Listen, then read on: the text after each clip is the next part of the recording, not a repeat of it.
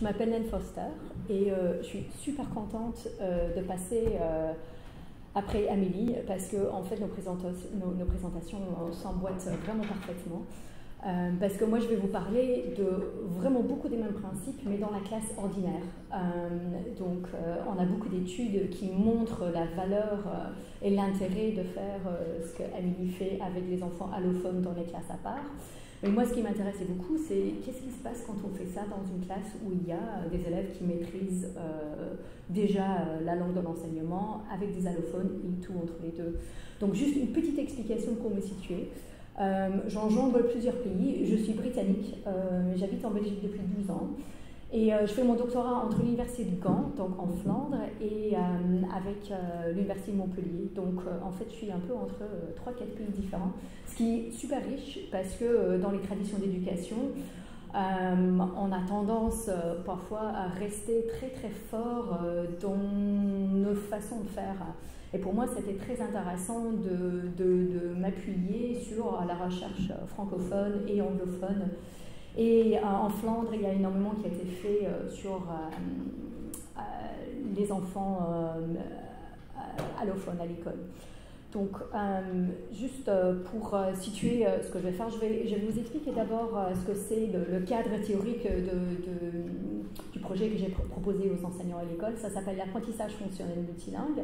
Je vais expliquer un petit peu le cadre de l'étude et exactement comme Émilie, je vais vous expliquer des activités, je vais vous montrer des activités qui ont été mises en place par des enseignants à une école primaire à Bruxelles. Et puis je vais tout un peu regrouper pour réfléchir un petit peu qu'est-ce que ça nous amène à quoi, quels sont les pas à réfléchir après. Donc d'abord l'apprentissage fonctionnel multilingue. Donc voilà, ça c'est la question de recherche principale de mon étude. Et donc ce co-présente une approche d'apprentissage fonctionnel multilingue en termes d'opportunités et de contraintes pour l'apprentissage. Et comment cette approche définit ce que c'est être un élève plurilingue. Donc vraiment ici, je suis en train de vraiment sonder les opportunités, mais aussi les problèmes, aussi les difficultés. Qu'est-ce qui est compliqué? Et surtout, je trouve que dans énormément de recherches, on demande souvent aux enseignants de nous dire alors est-ce que c'est bien, est-ce que ça marche? Mais on demande rarement aux élèves. Qu'est-ce que c'est? Comment c'est pour toi? Et ici, je voulais... je dirais 80% de mon étude est vraiment centrée sur la vision et le vécu des élèves, mais il y a un élément aussi, on ne peut pas comprendre les élèves sans comprendre les enseignants. Donc, l'apprentissage fonctionnel multilingue est une approche développée à l'université de Gand, qui essaie de se positionner entre l'immersion, voire la submersion monolingue, ce qui est ce qu'on fait habituellement dans les classes actuellement. Bon, ça c'est plus ou moins le bain linguistique. Et aussi, sur l'autre côté du spectre, l'éducation bilingue, où un enfant peut apprendre à lire et à écrire dans 2 langues. Idéalement, c'est les deux langues qu'il parle dans sa vie. Et donc, l'apprentissage fonctionnel multilingue essaie de se positionner entre les deux et de dire, mais ni l'un ni l'autre, c'est pas forcément idéal ni possible, mais est-ce qu'on peut faire quelque chose qui enjambe ces deux positions? Et donc, on travaille vraiment avec une idée de répertoire linguistique, que chaque élève a un répertoire composé de plusieurs langues qu'ils utilisent différemment, avec des compétences différentes. Et on vise vraiment une pédagogie qui développe des capacités dans toutes les langues. Donc, ce n'est pas possible pour l'école d'enseigner les langues maternelles de tous les élèves, ce n'est pas le but. Mais l'idée, c'est de les inviter, de les intégrer dans la pratique quotidienne. Et donc de vraiment s'éloigner de cette pratique monolingue où l'école fonctionne uniquement dans une langue. Donc il y a 3 piliers dans l'apprentissage fonctionnel multilingue. Le premier, c'est de créer une ambiance de sécurité en classe. Et ça veut dire que l'enfant ne se sent pas puni s'il parle une autre langue ou s'il utilise une autre langue en classe. Deuxième, le plus compliqué, c'est la création d'activités multilingues porteuses de sens, utiles et enrichissantes. Ça, c'est le travail de l'enseignant. Et ça, c'est vraiment ce que je vais vous présenter aujourd'hui, ce qu'ont fait les enseignants avec qui j'ai travaillé. Et aussi, c'est de permettre et de faciliter la possibilité d'interaction en langue 1 entre les élèves ou avec le personnel de l'école. Et donc, c'est ces 3 principes-là qui relient la pratique que je vais vous présenter. Donc l'école où j'ai travaillé, c'est une école primaire assez grande, plus de 600 élèves, de maternelle à P6. Donc P6, c'est les élèves de 11 à 12 ans. Je pense que les élèves en France vont à l'école, au collège, plutôt à 11 ans. Donc en Belgique, on a un an de plus à l'école primaire. Donc c'est une grande école, 27 classes. Mais dans un quartier défavorisé de Bruxelles, ils sont cotés 4 sur 20 dans un classement de niveau social. Et ils sont ce qui s'appelle une école en discrimination positive. Donc ça veut dire qu'ils ont un peu plus de moyens, pas beaucoup, mais un petit peu, pour quelques cours en plus ou du matériel en plus. Donc à peu près 30% des élèves ont une nationalité autre que belge, mais la grande majorité des autres sont nés en Belgique, mais de parents qui eux-mêmes ne sont pas nés en Belgique. Plus ou moins une quarantaine de langues parlées par les élèves. L'école ne sait pas combien de langues sont parlées dans leur école. Moi, c'est mon estimation en extrapolant des données que moi j'ai pu prendre dans les classes où j'ai travaillé. Et à peu près 20% des élèves ont le droit de cours ALE, donc c'est des cours de soutien pour ceux qui ne maîtrisent pas encore le français. Et ce qui est vraiment spécifique dans cette école aussi, enfin, je ne sais pas si c'est spécifique aux écoles en Belgique, mais les enseignants, quasi tous les enseignants de cette école me disaient qu'ils étaient démunis face aux élèves, aux allophones, et ils ne savaient pas quoi faire avec. Ça ne faisait pas vraiment partie de leur formation, il n'y avait pas vraiment de politique ni de matériel à l'école, et donc ils avaient vraiment du mal à savoir qu'est-ce que je fais avec ces élèves au quotidien dans ma classe. Mais ce qui m'intéressait, ce n'était pas juste les élèves allophones, c'était tous les élèves de la classe, parce que dans chaque classe, on a un vrai mélange. Donc j'ai travaillé en 4 classes, donc ça c'est un petit portrait linguistique des langues parlées par les autres langues parlées par les élèves. Donc comme vous constatez, c'est l'arabe, l'espagnol, le turc, le lingala et le roumain. C'est les langues principales. J'ai mis ce petit catégorie rouge français monolingue. Personne n'est vraiment monolingue, mais ce sont les élèves qui n'utilisent pas une autre langue dans la vie quotidienne. Et parfois, c'était des élèves avec des parents qui parlent une autre langue, mais l'élève dans sa vie quotidienne, c'était que le français. Et c'est quand même un groupe qu'il ne faut pas ignorer dans ce que je vais vous expliquer. Mais ce qui est intéressant là-dedans, c'est aussi les compétences linguistiques des élèves. Je ne comprends pas, ça a un peu sauté mon titre. Donc, ce que vous voyez, j'ai demandé aux élèves de s'auto-évaluer en français et dans leur autre langue. Et donc, ce n'est pas du tout objectif, mais en regardant ce que l'enseignant donnait pour les notes que les élèves se donnaient en français, on voyait que c'était plus ou moins correct. Donc ce que vous voyez ici, au-dessus, ça c'est les élèves en Belgique, ça s'appelle les primo-arrivants, donc ceux qui sont, donc la langue maternelle est plus forte que le français. Donc ça c'est ceux qui sont vraiment arrivés cette année. Ici, en bas, on a les élèves soi-disant monolingues. Et on a à peu près tout entre les deux. Donc les petits carrés bleus, ça c'est des élèves qui sont des ex-primo, peut-être d'il y a 2-3 ans. Les rouges, les petits cercles rouges, c'est ceux qui considèrent que leur haute langue, parfois c'est pas la langue maternelle, parfois c'est pas la première langue, mais leur langue additionnelle, est plus ou moins le même niveau que le français. Et les triangles verts, c'est ceux qui considèrent que le français est plus fort, c'est la langue dominante, mais quand même, ils ont des compétences dans une autre langue. Et cette évaluation, c'est sur les 4 compétences, donc écrit, oral, lecture et écouter. Donc ça, c'est 4 classes, mais chaque classe avait plus ou moins le même profil. Et donc, quand on va mettre en place une pédagogie en classe, il faut qu'on puisse parler à tous ces élèves, pas juste ceux qui parlent couramment et écrivent une autre langue à la maison. Donc le régime linguistique à l'école, ceci est une petite citation du journal de classe des élèves. Notre école est francophone, la langue de l'enseignement est le français. Nous demandons à nos élèves de s'imprégner et d'utiliser cette langue. Et c'était vraiment la règle de l'école. Le directeur m'a dit, oui, les élèves respectent vraiment cette règle. Et c'était intéressant de sonder un petit peu d'où vient cette règle face à une population caractérisée par le multilinguisme, d'où vient cette règle. Donc d'abord, il y a une obligation légale. Les écoles en Belgique sont obligées d'avoir une langue d'enseignement, soit le français, soit le néerlandais ou voire l'allemand. Les conseils officiels pour surtout l'intégration des enfants allophones, ils disent pas d'interdire les langues maternelles, mais ils ne disent pas non plus de les inviter, et puis il n'y a aucune stratégie. On dit qu'il faut valoriser les répertoires plurilingues des élèves, mais son conseil concret. Donc, ça n'existe pas. C'est visible par son absence. Les formations initiales et continues des enseignants, les enseignants qui étaient formés il y a 20-30 ans, on leur a dit catégoriquement, pas de langue maternelle à l'école, c'est mauvais, c'est négatif, il ne faut jamais le faire. Ceux qui ont été formés plus récemment, simplement, on n'en parlait pas. Un tout petit peu. Et puis l'option, la gestion de la classe de la diversité linguistique, c'était une option. Donc tout le monde n'a pas fait, ce qui me dépasse. Mais bon, voilà, une autre question. Très très fort, c'est l'idée du bain linguistique. Et que le bain linguistique, c'est le moyen le plus efficace pour intégrer et pour apprendre la langue de scolarité. Et cette idée est encore très très très dominante dans beaucoup de pays, pas que la Belgique.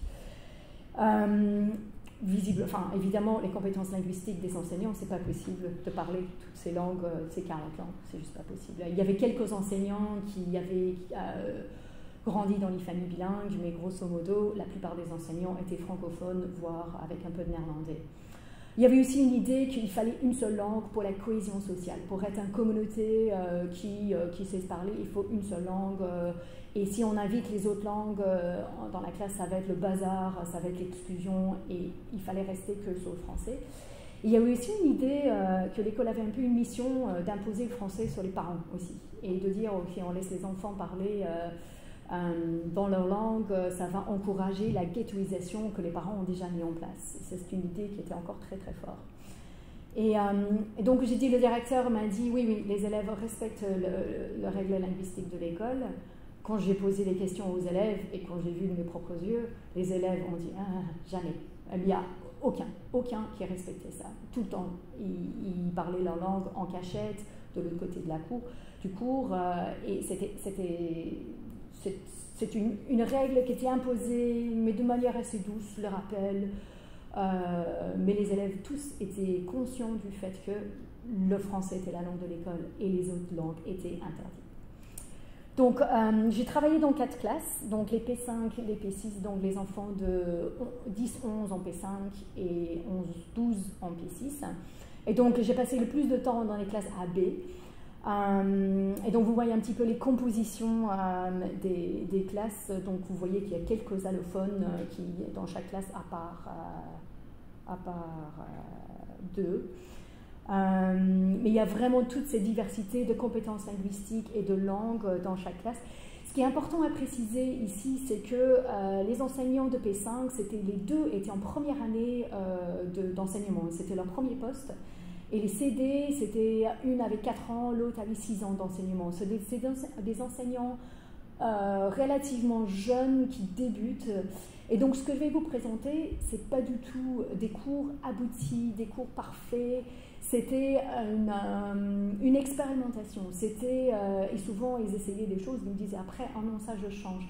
Et c'était des gens qui étaient en construction de leur métier. Donc, et c'est important de voir ça. Donc, ce que je présente, parfois je critique, mais je ne critique absolument pas les enseignants. Il n'y a personne qui est parfait. Et c'était un processus d'exploration et de collaboration ensemble. Donc, comment on a fait? Donc, j'ai commencé avec 3 principes qu'il fallait mettre en place. Donc, déjà, il fallait autoriser les langues maternelles en classe. Donc, je vous dis que cette utilisation était uniquement dans les classes d'études. Dans le reste de l'école, la règle linguistique continuait, donc que le français. Donc, c'est un petit peu étrange.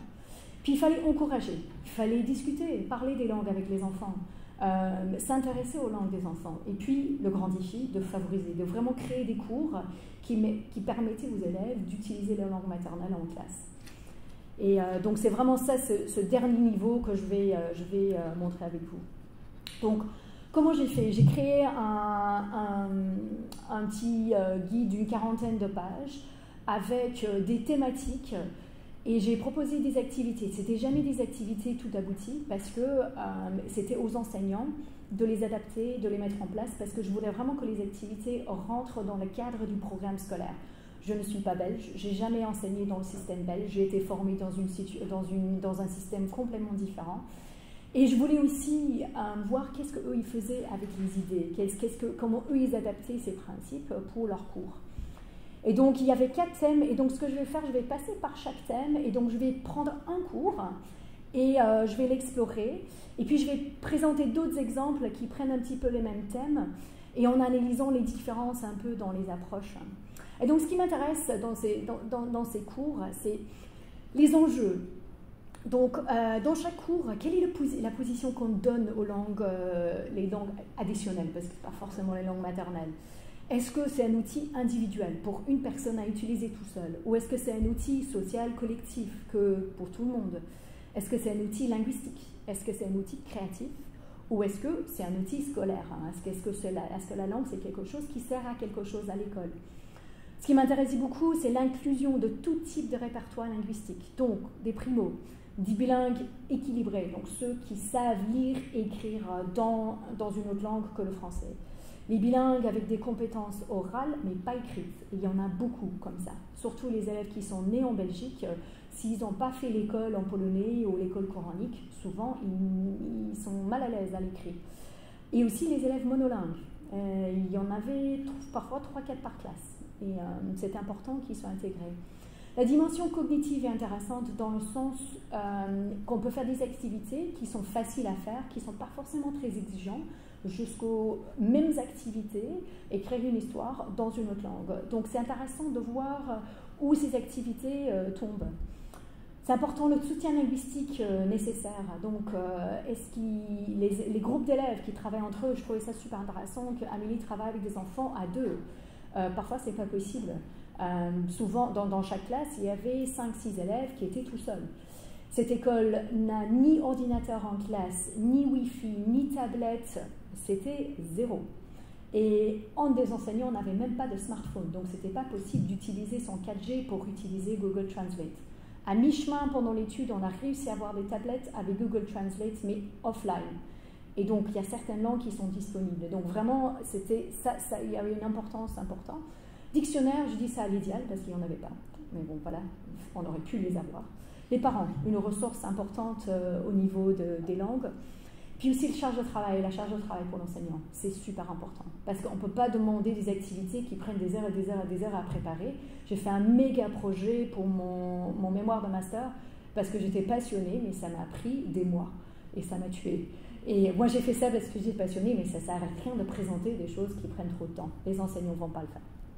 Donc, premier thème, paysage linguistique. Donc je vais vous proposer une autre forme un petit peu de biographie langagière qui s'appelle un passeport linguistique, également développé par des collègues à l'université de Gand. Donc l'objectif c'est d'explorer, de présenter et célébrer les langues parlées et connues par chaque élève. Donc je vais tout de suite passer à quoi ça ressemble. Donc on commence, on demande à l'élève d'écrire son prénom au milieu des feuilles. De la feuille, et puis après autour il écrit, vous voyez, ah oui, vous voyez la feuille. Donc il écrit les langues qu'il parle, puis après l'enseignant pose tout un tas de questions. Donc en bleu on écrit la première catégorie, quand je pense à cette langue, voilà la première idée qui me vient en tête. Donc le néerlandais pour cet élève c'est les cours, donc on lui demande avec qui il parle, où il le parle, il parle de quoi. Donc en brun, vous voyez les fonctions. Donc ici, c'est un élève très, très, très fort en français. Il est balèze, c'est un des plus forts dans la classe. Et il parle Kinyarwanda à la maison. Donc il rêve, il réfléchit, il joue en Kinyarwanda. À l'église, de dimanche, il parle le Swahili. Il parle de la religion en Swahili. Et puis il apprend le néerlandais obligatoire dans les écoles en Belgique. Et donc, et puis on demande à l'élève d'estimer ses compétences, ses préférences. C'est très très riche comme outil. Mais l'avantage, on voit des grandes compétences, on voit des petites compétences. On avait des élèves qui disaient « Ouais, je fais des cours de judo et je parle 3 mois de japonais. » Allez, on le met, c'est pas grave. Et des élèves qui apprenaient des mots les uns des autres. « Ah, mon pote est polonais, il m'a appris plein de mots en polonais. » Ah oui, on met le polonais. Et donc vraiment c'est super intéressant, surtout que l'enseignant se rend compte qu'il y a des compétences linguistiques dans sa classe et il n'est absolument pas au courant. Donc c'est très facile, c'est très vite, c'est très chouette. Donc ça positionne les langues individuelles, scolaires et aussi sociales, parce que les élèves se présentent. Ça dépend ce que tu fais avec. J'ai des enseignants qui, un élève par semaine présente son passeport linguistique. Et ils retrouvent des ressemblances, ils retrouvent des différences. Inclusion très positive. Tout le monde peut en faire un qui est joli, complet. Dimension cognitive, c'est pas très exigeant, c'est pas très compliqué. Au niveau linguistique, c'est pas très compliqué. Charge de travail, quasi rien pour l'enseignant. Il faut juste des feutres de couleur. C'est très facile. Un autre exemple qui était très chouette, un enseignant a donné 3 phrases à ses élèves et elle a demandé de compléter. Et donc, je reprends le texte de l'élève, je ne sais pas moi qui me suis trompée. Je suis fière d'être plurilinguisme car je parle plein de langues. Grâce à mon plurilinguisme, je peux communiquer avec les inconnus et les pauvres. Lorsque je vis de manière plurilingue, je suis content et ça me fait du bien. Et donc tout de suite, on a une position qui est à l'opposé total de la règle de l'école qu'il nous faut une langue pour la cohésion sociale. Et si l'enseignant a dit « mais qu'est-ce que tu veux dire à les pauvres ?» Elle a dit ben, « parce que parfois je vois les mendiants dans la rue et je me rends compte en fait, grâce à mes amis à l'école, je pense que c'était un Turc, cet élève, il parle le moré. Donc, il a dit, moi non, j'ai entendu qu'il parlait turc et je sais comment lui dire bonjour. Donc j'ai dit bonjour en turc. Et donc pour lui, le fait d'avoir des amis turcs à l'école lui donnait des accès aux gens en dehors de l'école. Et vraiment, c'était très intéressant ce portrait tout de suite, très positif du pluriel, invité par l'enseignant. Il y a peut-être aussi des inconvénients. Ok, deuxième volet, l'ouverture aux langues. Donc ici, les enseignants, ils ont vraiment pris, ils se sont appuyés sur des activités éveillées aux langues ou voire comparant nos langues, le travail de Nathalie Auger à Montpellier. Et donc, je vais donner 2 exemples de 2 classes qui ont fait, ils étudiaient les négatifs en français. Et donc, ils voulaient le faire en même temps dans d'autres langues. Donc, ils ont commencé par classer les bandelettes en français avec des phrases positives et négatives. Et puis, ils ont traduit la phrase dans d'autres langues. Et les élèves étaient en groupe de langues, donc ceux qui parlaient espagnol, arabe, turc, et puis des groupes mélangés après. Donc la classe A, ils ont fait « Je ne mange pas une pomme tous les jours », et puis ils ont fait une présentation, et l'enseignant a écrit sur le tableau. Et puis le lendemain, ils sont allés un peu plus loin, avec d'autres formes de phrases. La classe B, ils ont fait une affiche, j'ai mangé les bonbons, je n'aime pas les bonbons. Donc exactement comme le travail d'Amélie, l'idée c'était de repérer qu'est-ce qui marque le négatif dans les langues différentes. Donc vous voyez un peu ici le travail. C'était intéressant ici, l'enseignant écrit lui-même. Il ne voulait pas que les élèves s'inquiètent pour comment ça s'écrit. C'était son tout premier cours. Donc il était un peu stressé, surtout que moi j'étais là avec mes caméras et tout le bazar.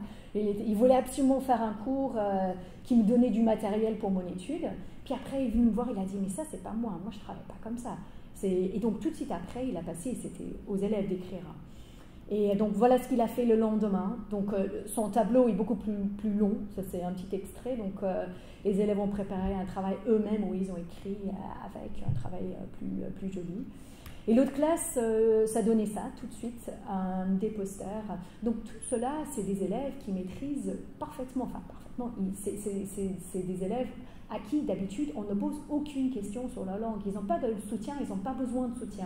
Mais ici, on se posait la question avec, en l'occurrence ici, c'est le Lingala. Donc, au niveau de ces cours-là, j'analyse simplement ces cours-là. Donc, selon ce qu'on décide de faire, on peut positionner la langue comme un outil individuel. On peut demander à un élève de faire ça tout seul, social, parce que au début, pour les enseignants, c'était super important que les élèves présentent leur langue à la classe et que les autres puissent essayer de le dire. Ils trouvaient ça super marrant d'essayer de répéter. C'est vraiment un outil linguistique, on va comprendre le français à travers, avec d'autres langues, et un outil scolaire, c'était des cours de français, voire un peu plus rigolo que d'habitude, mais bon, voilà. C'était très positif pour la plupart des élèves, mais c'était très difficile pour les élèves monolingues, qui se sont sentis exclus, démunis, ils n'avaient rien à proposer. Et il y en avait plusieurs qui étaient limite fâchés.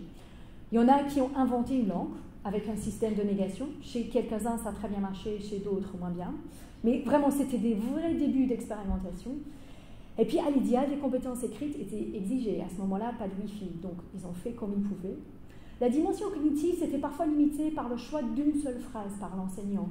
Dans certains groupes où les élèves maîtrisaient très bien la langue, ils avaient tout de suite traduit la phrase en 5 secondes. Et donc, une tâche plus ouverte, où les élèves auraient pu choisir d'autres formes de négation, aurait amené ça plus loin, et peut-être un travail plus profond et plus creusé. Le soutien linguistique est moins important quand on est dans l'oral.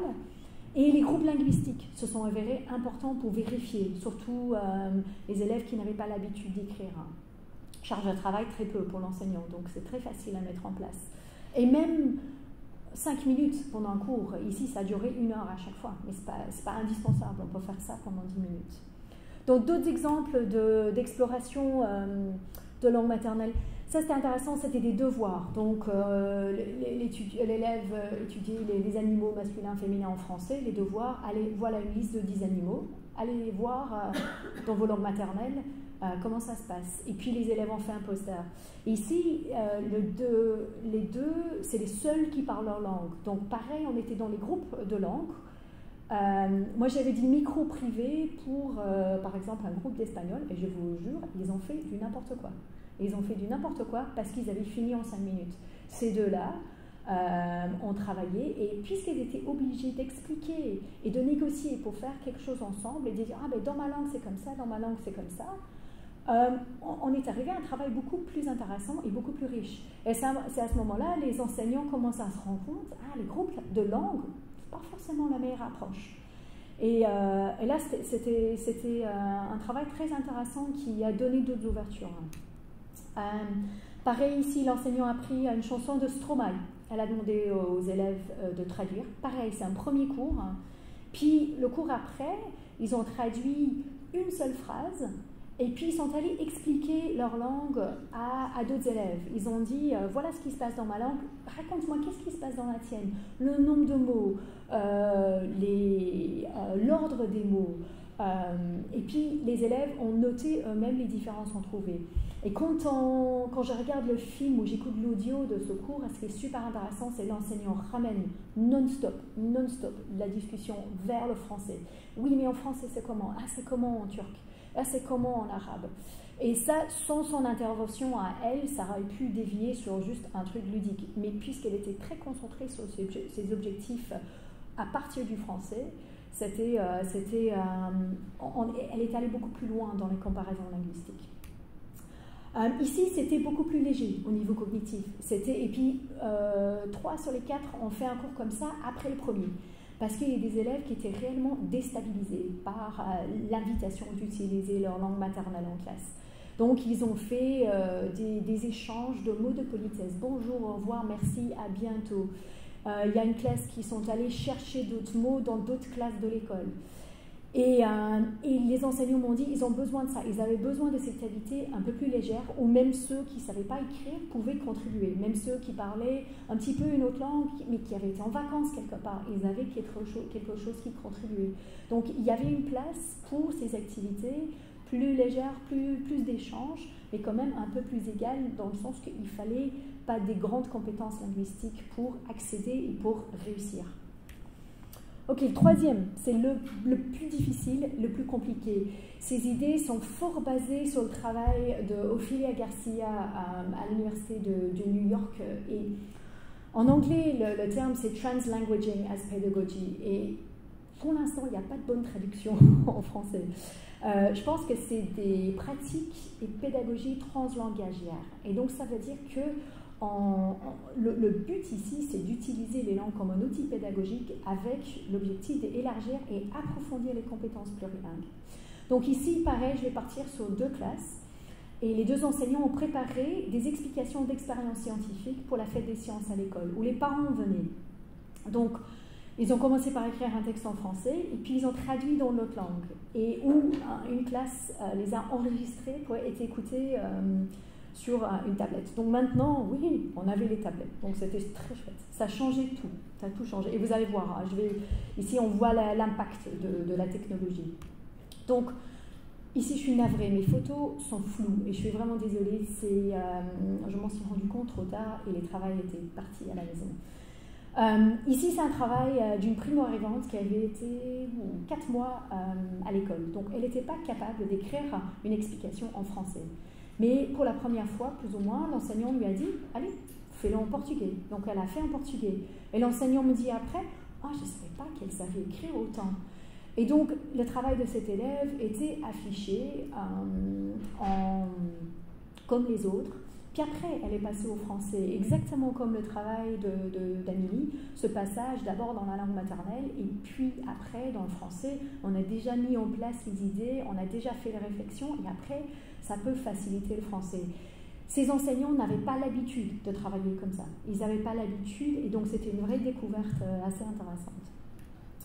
Ici, ça travaille de 4 élèves arabophones, donc des familles originaires d'Irak, Tunisie, Maroc et d'Algérie. Donc des Arabes vraiment fort différents, parfois ils n'arrivaient pas à se comprendre. Il y a une seule qui sait écrire en arabe classique, elle a fait l'école coranique. Et donc parfois c'était très très frappant que dans les groupes de langue, souvent il y en avait un élève qui était le chef. Et c'était celui avec les compétences les plus avancées. Et donc, mais en même temps, voilà, les élèves ont participé, ils ont contribué, ce n'était pas forcément un travail égal, mais ils ont quand même produit quelque chose ensemble. Ici, c'est une catégorie intéressante, c'est un élève roumain qui est seul en classe. Ici, on est plus ou moins au mois de mai, donc ça faisait 6 mois que les enseignants travaillent un petit peu comme ça. Au début, cet élève était, il n'était jamais fâché, mais il avait du mal. Il m'a dit, mais moi j'ai personne avec qui je peux discuter, je ne peux pas demander des mots, je ne peux pas vérifier. Mais là, on avait les tablettes.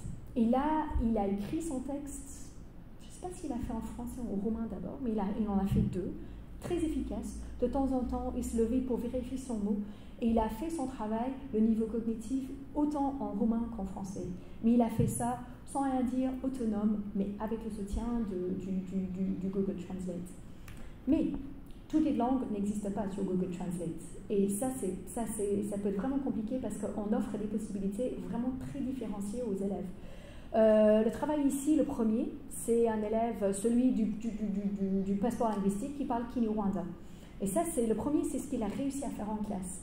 Il n'a pas de dictionnaire et Kinyarwanda n'existe pas sur Google Translate offline. Peut-être que ça existe en ligne, je ne sais pas. Mais il l'a ramené à la maison et il a travaillé avec son papa. Et donc vous n'arrivez pas à lire hein, parce que c'est flou, mais vous voyez la quantité vérifiée par papa.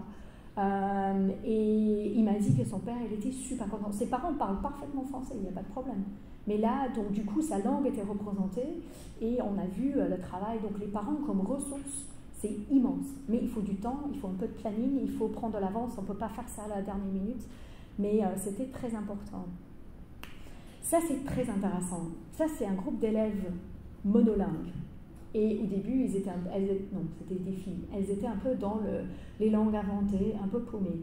Et là, elles ont dit, avec les tablettes, allez, on va le faire en néerlandais. Ça fait 3 ans qu'elles travaillent en néerlandais. Si je vous dis que le néerlandais, dans les écoles francophones à Bruxelles, c'est une langue peu appréciée, voire détestée par les élèves. Ils trouvent ça moche, ça ne les intéresse pas. Ils préfèrent l'anglais, mais c'est imposé. Donc ces élèves-là, ils ont fait 2 ans et demi néerlandais. Ils vivent dans une ville soi-disant bilingue. Elles ont dit, allez, ok. C'était corrigé par le prof de néerlandais et elles ont réussi quand même à faire un travail. Ok, c'était pas parfait, mais elles ont sorti un grand texte en néerlandais intéressant et le prof de néerlandais était ravi. Et vraiment au niveau du positionnement d'une langue étrangère et des langues maternelles des élèves, c'était très intéressant de rajouter ça. Donc l'autre classe, ils ont enregistré. Donc les élèves n'ont pas écrit et donc je veux juste... Ici, le cadre intéressant, c'est un élève arabophone qui maîtrise le français très très bien. Il n'écrit pas l'arabe. C'est un élève presque en décrochage scolaire. C'était très très difficile de le faire travailler. Et au début, il s'est fait virer du cours parce qu'il faisait n'importe quoi. Il regardait tous les autres qui enregistraient leurs explications. Puis il a fini par faire 3 voire 4 longs textes en arabe. Donc juste pour un petit... j'espère que ça marche. Daoud, expérience numéro 1, arabe. السلام عليكم أنا اسمي داوود وغادي نقول لكم واحد تعليمة غنستعملو واحد وعاء واحد بوطة والماء وغادي والشماعة وغادي نعملو البوطة بالماء وغادي نشعلو ديك الشماعة وغادي نعملوها في وسط البوطة حتى اللي عمرها بالماء من بعد نعملو ديك الوعاء فوق الشماعة ونتأخر كاينة غير 20 ثانية دوكسيجين يعني الشماعة كتطفى. Donc cet élève-là, parfois, le français, l'école, enfin, c'était pas le français qui était un problème, l'école, il n'en pouvait plus. Son identité arabophone, c'était un petit peu un refuge, mais là, c'était un refuge, pour une fois, très, très positif. Et il a fait plus de travail que les autres. Et donc, les parents sont venus, ils pouvaient écouter, et même d'autres élèves. Et les élèves étaient là à choisir, j'ai envie d'écouter en roumain. C'était pas parfait. Les parents me disaient que parfois, il y avait des erreurs, mais c'était un travail qui représentait ce que l'élève était capable de faire. Donc, au niveau de l'analyse, ici, on voit que ça peut être individuel, ça peut être social, ça dépend, on peut faire en groupe, on peut le faire tout seul, mais surtout, ici, la langue est positionnée vraiment comme un outil scolaire.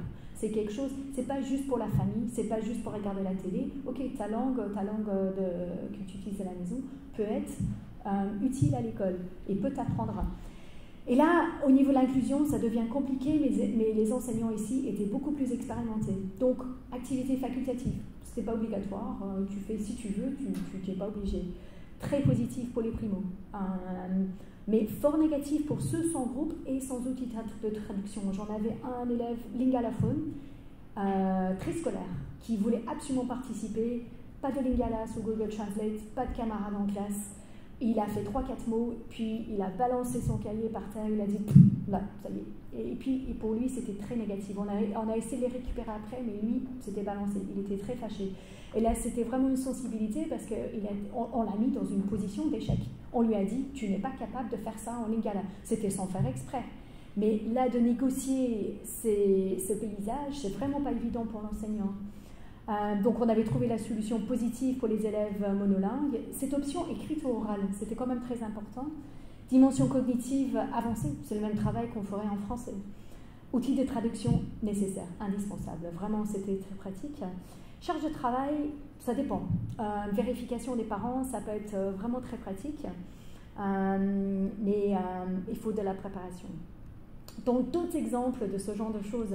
Ce cours-là, c'était vraiment fascinant. L'enseignant a choisi 5 élèves, 5 langues différentes, et il a dit, il a redonné une phrase en maths, il faisait les formes. Et donc l'exemple ici, un octagone est un polygone à 8 côtés. L'élève est rentré à la maison, il a préparé sa phrase avec maman et papa, puis il est retourné en classe, il a dû apprendre sa phrase dans sa langue à un groupe d'élèves qui ne parlent pas sa langue. Donc ici en dessous, c'est le travail d'une primo-arrivante de Pérou. Donc elle est hispanophone, à peine francophone. Et donc il y avait leur petit groupe et il les a fait travailler là-dessus. Il y avait un petit peu d'échange. Et plus on avançait dans la pratique, moins il y avait de l'échange. Plus l'enseignant faisait confiance à l'élève de gérer lui-même et ses compétences individuelles. Et on voyait parfois les petites analyses de phrases, les explications des élèves. Mais non, mais voilà le complément en roumain, ça ne fonctionne pas comme le français. Parce que là, ils étaient plus à l'aise. Et surtout, il a fait un contrôle après. Et ce qu'il m'a dit, c'est que la plupart des élèves ont fait la phrase sur laquelle ils ont travaillé. Et il avait choisi exprès des formes compliquées et difficiles. Et il a dit les notes, enfin l'évaluation était étonnamment bien. Ok, c'est un investissement du temps, mais pour lui, c'est un investissement qui valait vraiment la peine. Donc ici, on voit des élèves qui apprennent, qui avancent dans l'apprentissage, mais dans une langue qui n'est pas la leur et qui utilisent les autres langues. Ici, c'était un cours intéressant, j'en ai eu plusieurs comme ça, où les enseignants, ils ont dit, allez, on fait une synthèse, vous pouvez utiliser les langues que vous voulez. Et donc, le petit rond montre le seul endroit où la langue est utilisée. Ça, c'est les types et les formes de phrases. Et un exemple de phrase interrogative. Et sur les synthèses, en général, c'était comme ça. C'était très, très peu utilisé. Pourquoi? Parce que les élèves n'avaient pas appris la matière avec les deux langues en parallèle. On ne peut pas parachuter l'autre langue après et en disant, ok, maintenant c'est le moment, ils n'ont ni le vocabulaire, ni les structures dans leur tête pour le faire. Mais voilà, il fallait le faire pour expérimenter, mais il n'y a pas de raison. Si on avait commencé avec ça dès le départ, pour comprendre et pour voir, les notions seront acquises différemment avec cette exploration dès le départ.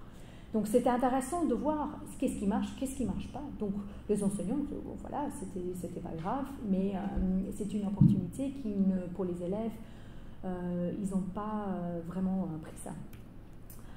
Les métaphores multilingues, je vois que les titres sont un peu étranges. Donc l'enseignant a demandé aux élèves de trouver une métaphore dans leur langue, le traduire dans le sens propre et le sens figuré en français. Et là, on voit à gauche mets-toi des piles, ponta des piles, en espagnol ça veut dire dépêche-toi, super bien réussi, pas de problème. L'élève était rentré à la maison, il avait bien vérifié. Mais ce cours a révélé énormément de problèmes. Passer de branche en branche, c'est une phrase, je pense, en arabe ou turc, je ne me rappelle plus. Et en fait, les élèves en classe n'étaient pas d'accord sur la signification. Il y en a d'autres qui ont dit non, ça veut dire aimer plusieurs personnes à la fois ou manger beaucoup. Et il y avait des élèves, et en fait, on s'est rendu compte si c'était l'élève n'avait pas fait ses devoirs. Il fallait avoir quelque chose pour l'élève. Ou parfois, l'élève expliquait mal aux parents ce qu'il fallait faire. Donc, il y en a qui ont traduit en baffant, couper les cheveux en 4. Et ce n'était pas le but. Le but, c'était... Mais donc, ici, les explications passaient à la maison, à l'oral par l'enfant. Mais là, il aurait fallu, en fait, écrire, donner des exemples très clairement pour que les parents puissent comprendre. Mais là, sur le coup, c'était compliqué. Et donc, ceci est devenu un grand jeu où les élèves devaient trouver les équivalences ensemble. Et c'était très chouette.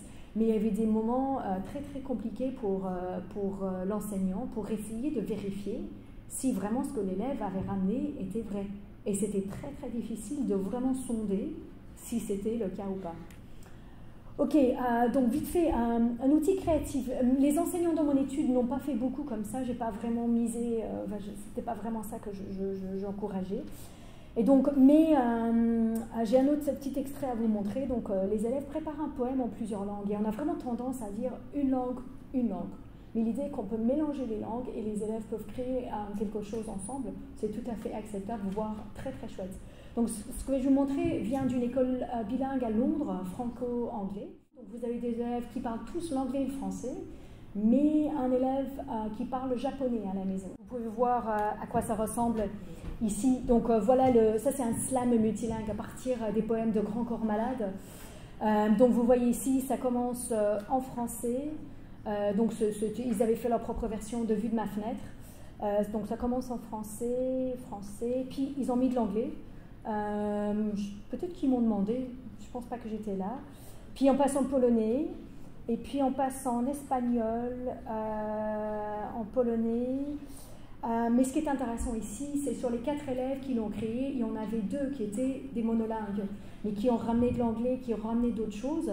Et ici, ils ont été enregistrés ensemble à faire leur slam ensemble. Donc ils ont dû apprendre, ils ont dû comprendre déjà qu'est-ce qui est dans leur poème collectif. Et aussi, ils ont dû produire ensemble un poème qui avait du sens, parfois ils ont trouvé des rimes entre les langues et tout ça. Donc, ce qui était très intéressant, c'était, ça c'était des cours planifiés. J'ai demandé aux enseignants de faire des cours comme ça. Je suis venue filmer, j'ai sondé les élèves après. Mais ce qui était intéressant, c'était ce que ça provoquait au niveau des activités spontanées individuelles ou les activités à la demande des élèves. Donc, parfois les enseignants, ils ont répété des instructions et puis ils ont dit « Ok, qui a envie de me le répéter dans sa langue maternelle ?» Peu importe si c'est en polonais. Si on a des primos et quelqu'un peut répéter en espagnol pour que les nouveaux puissent arriver, bingo. Mais le fait que tout le monde le faisait, donc ça ne voulait pas dire que c'était une pratique qui était uniquement pour les allophones. C'était pour tout le monde. Et si tu as envie de raconter en Kinyarwanda, il n'y a personne d'autre qui comprend, on s'en fiche. Allez, on fonctionne comme ça. Un moment très très fort, cette primo péruvienne, elle était balèze en maths. Et les enseignants étaient désespérés parce que la classe n'arrivait pas à faire une certaine forme de multiplication. C'était la seule qui avait réussi le contrôle. Donc ils la font venir, allez au tableau, t'expliques à la classe en espagnol. Il n'y avait que 3 qui ont réellement compris, mais elle a fait de manière excellente. Et puis les élèves étaient là, ok. Mais surtout, ça l'a positionné comme étant un élève compétent en maths, mais un autre, une élève qui parle parfaitement le français, moins bien l'arabe. L'enseignant essayait de lui expliquer quelque chose en arabe, en français, puis elle a dit je ne sais plus le faire. Et puis Yanis, tu sais le faire en arabe? Allez, vas-y. 2 élèves francophones, arabophones, allez, l'explication en arabe. Et puis la fille a dit ah, ok, voilà, ça passe, pourquoi pas. Et donc le fait, ces cours avaient ouvert des portes à beaucoup d'autres pratiques. Ce petit affiche-là, fait par un élève lui-même, La prochaine étape aurait été de faire en espagnol et en français, mais c'était affiché dans la classe, voilà, il sait faire, surtout des beaux dessins, mais il connaît les os en espagnol. Les devoirs, faire analyse d'articles, l'élève lève la main, il dit « je peux le faire d'un journal turc, parce que c'est les seuls journaux qui sont à la maison. » Ah oui, pourquoi pas, on s'en fiche. Voilà. Et il y avait une espèce d'ouverture qui s'est installée, souvent à la demande des élèves, les cartes pour les fêtes des pères. Très intéressant. Les élèves demandaient aux autres « Ah, comment on dit je t'aime en roumain ?» Moi, je ne parle pas roumain, mais j'ai envie de le mettre pour mon papa. Cet élève-là, monolingue, il voulait l'écrire pour le copain de sa mère, qui n'était pas son père, mais son père n'était pas là. Et il a dit « Mais il ne parle pas français, je peux le faire en néerlandais ?» Et c'est la première fois que ces élèves ont pu demander eux-mêmes de changer de langue. Les primos, on l'écrit en leurs parents, dans la langue que leurs parents comprennent. C'est la langue de l'émotion. Et avant, ça n'aurait pas été possible. Et tu voyais souvent que les élèves demandaient. Donc justement, avec Amélie, l'élève avec qui tu pouvais voir qu'il savait raconter une histoire. La primo brésilienne a demandé « Je peux faire le contrôle oral, mais je fais en portugais ?» Oui, on voyait qu'elle savait présenter un public, le regard, le ton de voix. Elle avait déjà pas mal de compétences. L'enseignant a intégré un petit coin polyglotte dans son journal de classe. L'analyse de livres en croate, parce que l'élève n'est pas capable de le faire en français, mais il l'a fait en croate. Donc son travail est affiché avec les autres. Ça s'est normalisé. Ça, c'est un projet où les élèves doivent choisir quelqu'un à l'école, imaginer leur vie et puis poser des questions pour voir la réalité. Et l'enseignant, il l'a fait en espagnol, pourquoi pas, elle a fait un super travail qui a boosté les autres, qui traînaient les pieds. Ils ont dit « Oh, elle a fait un super travail ».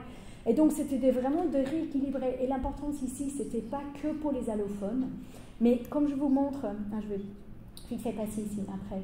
Donc, j'ai demandé aux élèves quel genre d'activité ils aimaient. Et donc, c'était vraiment très, très frappant qu'apprendre les langues des autres était leur préférence. Donc, on revient vers ce directeur qui a dit « Non, non, non, il faut le français pour la cohésion sociale ». Ces enfants ont envie d'aller vers les autres et apprendre leur langue. Bien évidemment, le travail plus scolaire, écrire un texte, préparer synthèse, bien sûr, c'est moins excitant. Mais on voyait clairement des attitudes très, très positives sur des activités d'échange. Mais les émotions. J'ai pris 2 classes ici, comme ça vous voyez un petit peu la différence. Mais surtout la joie, la fierté, mais tout de suite après, le stress, la gêne, la honte. Et souvent, ces émotions étaient ensemble. Les élèves ressentaient la joie, mais le stress de présenter, le stress de faire des fautes, même s'il n'y avait personne en classe qui les comprenait. Je dis, mais tu es le seul qui parle grec? Oui, oui, mais bon. Et ça s'est diminué, ça s'est vraiment diminué, mais quand même. Mais ici, dans la classe A, il y avait 3 monolingues. Et c'est là où on voit la colère parce que je n'ai pas pu participer.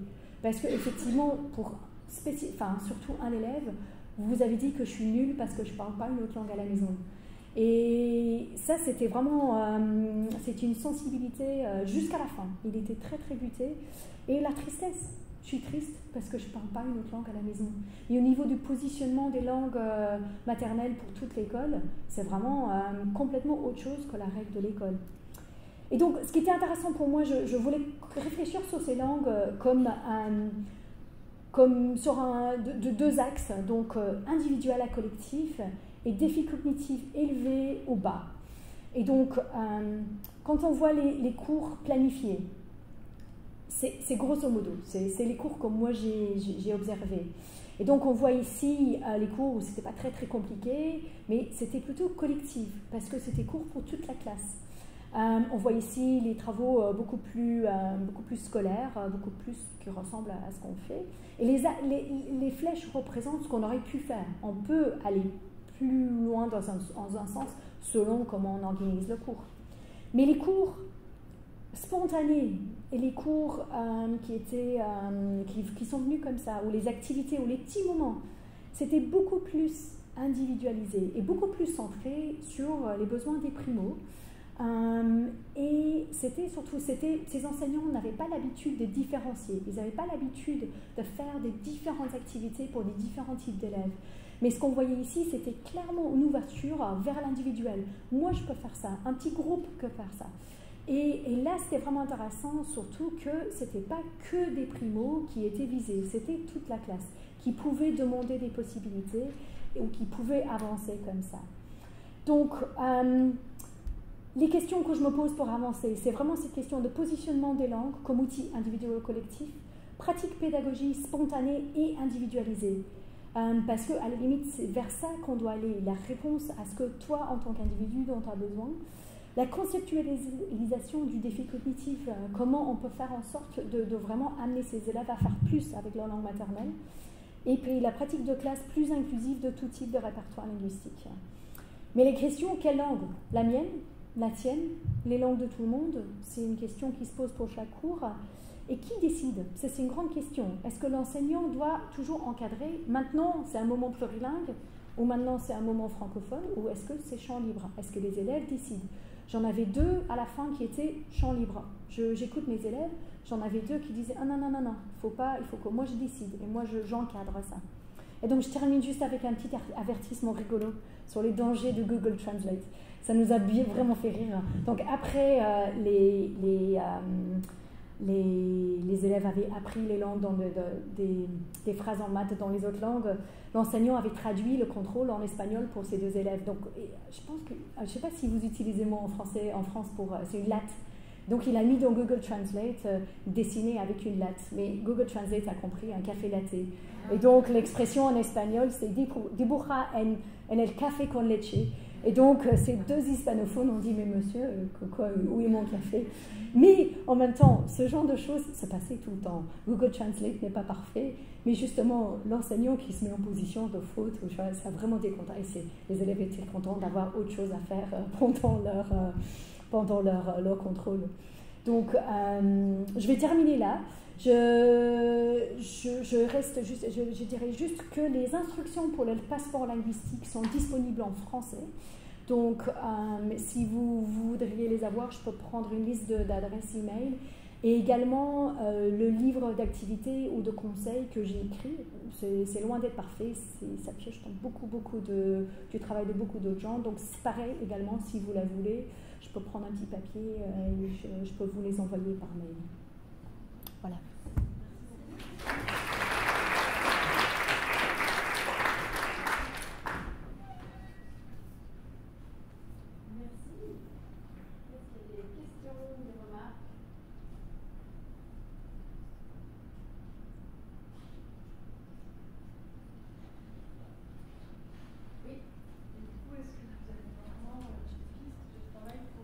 J'entends pas. Est-ce que maintenant vous avez des pistes pour les enfants qui sont monolingues? Donc si on a des pistes pour les enfants monolingues, Qui ont des faibles compétences.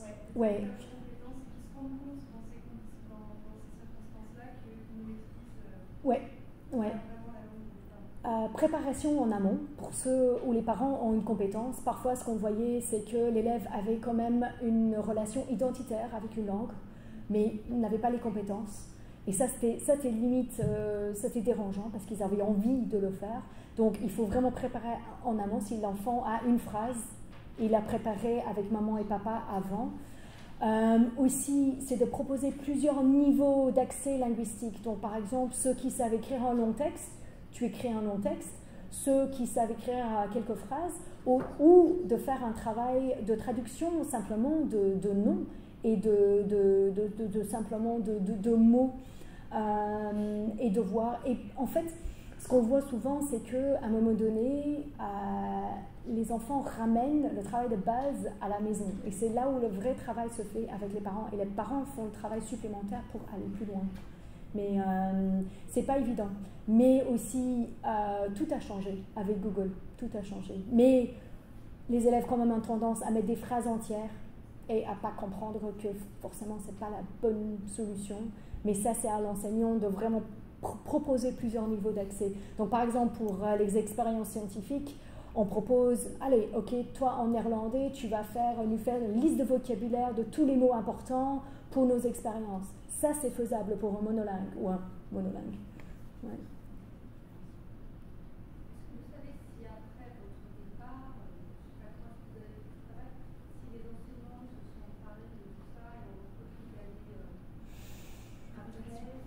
Donc si les enseignants ont continué à travailler là-dessus. Certains, oui.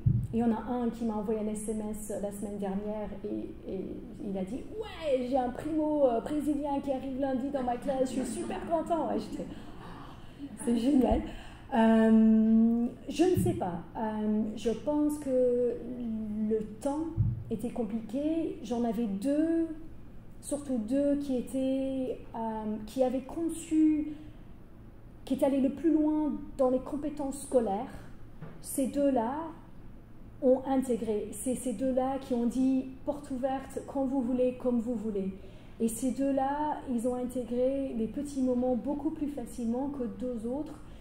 Mais une des autres, elle avait du mal à dépasser l'idée linguistique. Elle faisait beaucoup de super comparaisons linguistiques, mais elle avait du mal à trouver des activités plus loin. Donc, c'était un petit peu... et puis, c'était quand même difficile parce que le contexte de l'école faisait qu'il y avait des collègues avec des avis très négatifs. J'ai proposé de retourner à l'école pour présenter le travail, présenter un peu mes conclusions. Je suis loin des conclusions. L'école n'a jamais voulu. Je ne pense pas qu'ils ne voulaient pas, mais ils ne m'ont pas demandé non plus. Donc, ils m'ont accueilli pendant 1 an. Et puis, voilà. Donc, je pense que c'est quand même pas évident dans le sens que c'est pas un projet de l'école. C'est pas un projet... Moi, à l'idéal, moi, je voudrais voir ça partout. Moi, je voudrais voir ça sur les murs de l'école. Un nouvel élève arrive. Oh, tu parles X, t'es la seule personne qui parle ça. On est super content. Mais cette école NAM n'est pas encore là. Je pense que j'étais acceptée par le directeur avec l'idée que le projet allait faire avancer le français. Et dans un sens, peut-être que c'est ça. Mais c'était pas vraiment mon but. Mais je pense que ça dépend vraiment des dispositions des enseignants dès le départ. Mais je ne sais pas, je n'ai pas vérifié. Ouais. Vous venez de dire que le proviseur ou le directeur il pensait que votre but était d'avancer le français, mais vous dites que ce n'était pas exactement votre but. Est-ce que vous pouvez clarifier? Parce que moi, le but du cadre théorique et de mon étude, c'est de valoriser toutes les langues et d'explorer qu'est-ce qu'on peut faire avec toutes les langues et le français. Et vraiment, c'est ce qu'on voit souvent, c'est le « et » ou le « ou ». Donc pour l'école, c'est le français ou une autre langue. L'autre langue, c'est pour la maison, c'est pour en dehors de l'école. Et mon approche, c'était le français et d'autres langues. J'ai jamais donné l'impression que c'était le but. J'ai jamais analysé, j'ai pas analysé le niveau de français des élèves avant et après. C'était absolument pas le but. Moi, je suis beaucoup plus qualitative sur les attitudes, les représentations des langues. Mais même jusqu'à la fin, il m'a dit oui, mais le plus important, c'est le français, il faut toujours revenir vers le français, c'est notre structure. Et lui, il était fort dérangé par l'idée que les élèves pouvaient faire du travail dans leur langue, que l'enseignant ne pouvait pas contrôler. Est-ce que c'était faux? Et que l'enseignant ne pouvait pas corriger. Donc pour lui, du travail qui était peut-être pas forcément correct n'avait pas vraiment sa place à l'école. Mais oui, c'était un cadre très intéressant de recherche. J'ai pas compris, j'ai toujours pas compris pourquoi il m'a invité de faire mon étude à l'école. J'étais très contente, il m'a dit carte blanche, vous faites ce que vous voulez, et il était très généreux, mais à aucun moment est-ce qu'il m'a demandé de faire un bilan, des conclusions, rien. Et donc moi j'ai pris ce que je voulais, et si l'école le veut, les enseignants le veulent, ils voulaient témoigner, ils voulaient partager avec leurs collègues. Mais je ne sais pas s'il y en a qui ont travaillé dans une école, la vitesse de la vie fait que on n'a pas tout le temps. Donc, c'est...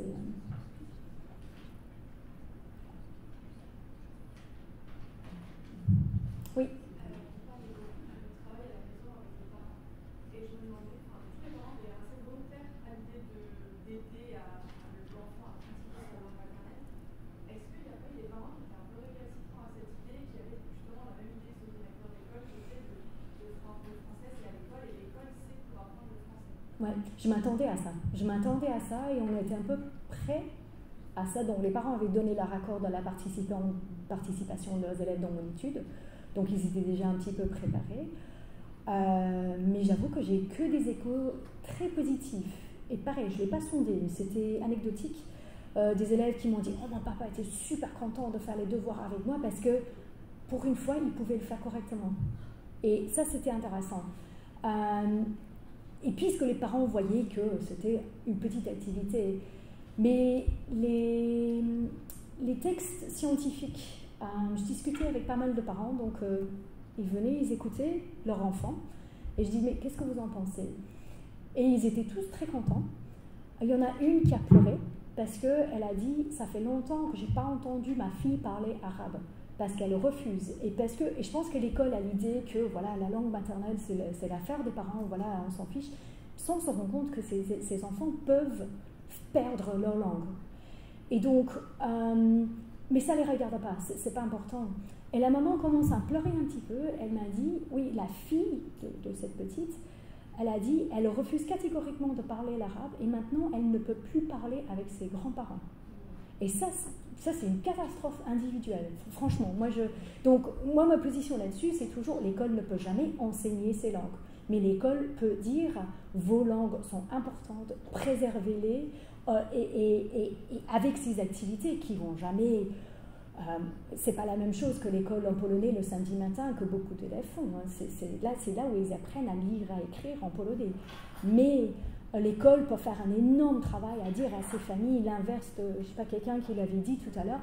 Et j'avais un échange qui m'a vraiment marqué avec un élève d'origine Amérique latine. Premier groupe de discussion avec les élèves. Il vient me voir après, il me dit, madame, je comprends pas comment je parle espagnol. Je dis, mais comment ça? Il a dit, mais parce que mon papa est parti quand j'avais 2 ans et mes parents ne faisaient que s'engueuler. Et je dis, ouais, ok, mais tu parles espagnol avec maman. Non. Et donc c'est lui et sa maman tout seul. Et il me dit, non, je parle français avec maman. Je dis, ah oui? Les deux, Honduras ou El Salvador ou je sais pas quoi. Et je dis, mais depuis quand? Elle dit, depuis 3 ans.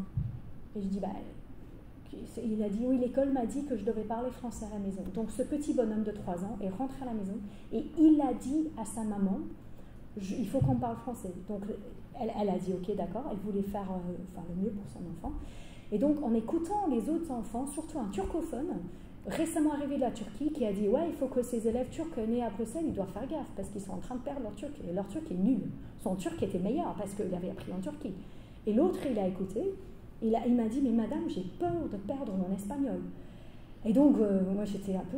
c'était pas ma place de changer le régime linguistique de l'école. Donc, j'ai dit, écoute, tu rentres à la maison, tu discutes avec maman. Parce que je voulais pas me faire virer. C'était mon doctorat. Je voulais pas que le directeur... Et quelques semaines après, ou quelques mois après, je le revois et je dis, qu'est-ce qui s'est passé? Et il a dit, ouais, je parlais avec maman. Et je dis, alors? Oui, on parle espagnol maintenant. Et cet élève, il parlait très bien français. Je ne sais pas ce que c'est le niveau de français de sa maman, mais je pense que l'école ne se rend pas compte que ces langues peuvent disparaître. Ils pensent que voilà, ça y est, c'est à la maison, c'est acquis, puis ils ne se posent pas de questions. Et donc, je pense que pour beaucoup de familles, il y a des luttes pour maintenir ces langues. Ils les veulent. Et parfois, les enfants ne veulent pas. Il n'y a pas de statut, c'est pas intéressant, c'est pas... on s'en fiche, ou c'est l'école coranique le samedi matin. Mais si au moins l'école me dit, allez, c'est génial, wow, c'est super, tu parles 3 à 4 langues, tu vas en parler d'autres. Et moi, mon message aux monolingues, moi j'ai dit à ces enfants, je dis, allez, moi je suis anglaise, on est les pires monolingues du monde, on est les monolingues professionnels. Et je dis, à ton âge, je parlais une seule langue, je n'avais même pas de français, c'était avant Internet, j'avais rien. Et je dis, maintenant, je parle 5 langues. Et il me regardait comme ça, il me dit, ah oui, je dis, le monolinguisme, c'est quelque chose de temporaire. Peut-être que, voilà, tu peux... donc, c'est l'école qui se coupe complètement de cet élément de la vie des élèves parce que ça ne fait pas partie du projet scolaire. Mais ça fait tellement partie du projet personnel des élèves. On peut pas l'ignorer, on ne peut pas le mettre de côté. Oui. Ouais. En France, il y a des langues qui sont valorisées que les autres. L'anglais, l'espagnol, qui sont valorisés, l'arabe, le turc. Est-ce que Oui, ah oui. Ouais, enfin, les élèves savent que le néerlandais c'est important pour avoir un bon boulot, mais ils le détestent. Les niveaux de néerlandais à la fin de l'école secondaire est très très bas. C'est un vrai problème on se pose beaucoup de questions. L'arabe est très compliqué, pareil, pour les mêmes raisons qu'en France. Mais l'arabe avait un certain statut à l'école dans le sens que tous les élèves avaient des super gros mots en arabe. Ils s'insultaient tous les uns des autres en arabe, peu importe les langues maternelles. Et ça, je trouvais ça fascinant. Et moi, j'étais très étonnée par le fait que l'espagnol avait, aux yeux des enseignants, était problématique de la même façon. Parce qu'il y avait pas mal de primo-hispanophones. Et donc, je me suis dit, je m'attendais à ce que l'espagnol soit plus valorisé. C'est une langue enseignée à l'université, voilà. Mais non, pas du tout. Et ce qui est intéressant, avec surtout les échanges où les élèves ont pu apprendre les langues des autres de la classe, j'ai une fille d'origine éthiopienne qui m'a dit, quand tu es dans ce, je ne sais pas, les autres doctorants, ils vont savoir de quoi je parle, tu vois parfois la citation qui va faire la tête de chapitre, et tu dis, ouais, elle m'a dit, madame, j'ai dit, est-ce que tu préfères enseigner ta langue aux autres ou apprendre les langues des autres? Elle m'a dit, madame, je veux apprendre les langues des autres, il faut qu'on sorte de sa bulle, il ne faut pas qu'on reste dans sa petite bulle tout enfermée, j'ai envie d'apprendre le lingala et le roumain. Et elle parlait l'amharique et le tigrinien. Et donc, elle n'a pas parlé de l'anglais, elle n'a pas parlé l'espagnol, elle n'a pas parlé le néerlandais, elle a parlé des langues de ses copines. Et donc, l'anglais rentrait par YouTube, par les jeux vidéo, c'est clair. Ils veulent tous apprendre l'anglais, ça va venir à l'école secondaire. Mais j'étais étonnée de constater qu'au sein des élèves, non, pas vraiment. Et donc, en fait, c'était le contact social. Ils voulaient les amis. Moi, je vais apprendre ta langue à toi. Et donc, ils avaient une forte association. Donc, en fait, on voyait ces hiérarchies assez écrasées. Et pareil, je reviens à la question de cohésion sociale. Nous faisons on travaille tous dans les hiérarchies linguistiques, les adultes, mais les enfants, peut-être moins. Et donc, au niveau cohésion sociale, ils sont beaucoup plus égalitaires. Et ce qui est intéressant en soi, donc on peut créer beaucoup plus de ponts dès très petits avec ça. Merci beaucoup.